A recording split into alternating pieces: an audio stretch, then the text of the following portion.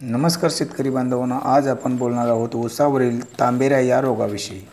तर शेतकरी बांधवांनो, तांबेरा हा रोग हवेद्वारे पसरणाऱ्या बुरशीमुळे होतो। तर बऱ्याच दिवसापासून आपण पाहत आहोत की सध्या थंडीची लाट महाराष्ट्रामध्ये पसरलेली आहे आणि या थंडीच्या वाढत्या कमी होत चाललेल्या पाऱ्यामुळे थंडी जास्त वाढलेली आहे, त्यामुळे आपल्याला ऊसावर जास्त प्रमाणात तांबेरा दिसत आहे। तर 86-032 265 या जातीवर जास्त त्याचा प्रभाव दिसत नाही, पण इतर ऊसाच्या जास्त प्रभाव दिसत आहे।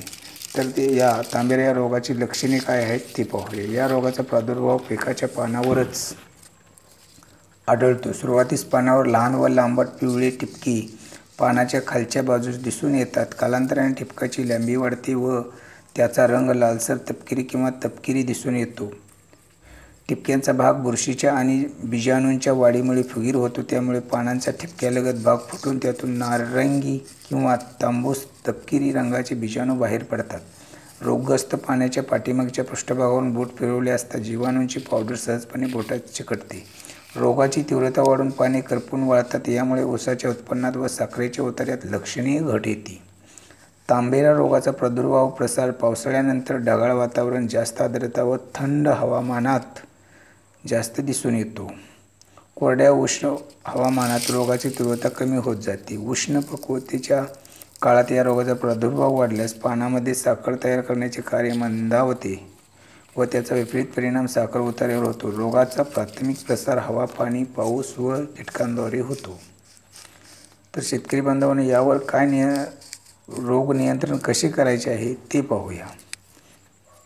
रोगाचा प्रादुर्भाव जास्त येणाऱ्या भागात रोगप्रतिकारक जातीचे 86-032 265 या ऊसाची लागवड करावी।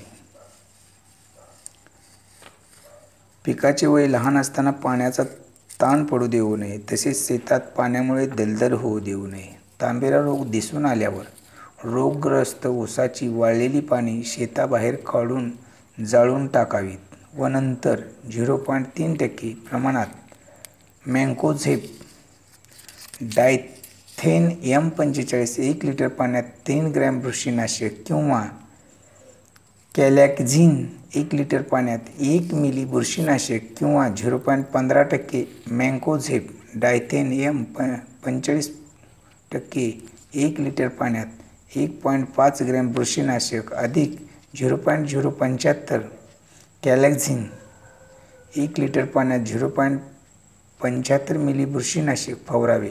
बुरशीनाशकाच्या 10 दिवसाच्या अंतराने स्टिकर वापरून 2 ते 3 फवारण्या कराव्यात। पिकास खतांची मात्रा माती परीक्षेनुसार योग्य वेळी द्यावी। नत्रयुक्त खतांचा तसेच इतर खतांची मात्रा उशिरा देऊ नये। तर शेतकरी बांधवांनो, या व्हिडिओमध्ये एवढेच। तर आपल्या शेती गुरुजी चॅनलला सबस्क्राईब करा आणि व्हिडिओ लाईक करा। Thank you very much.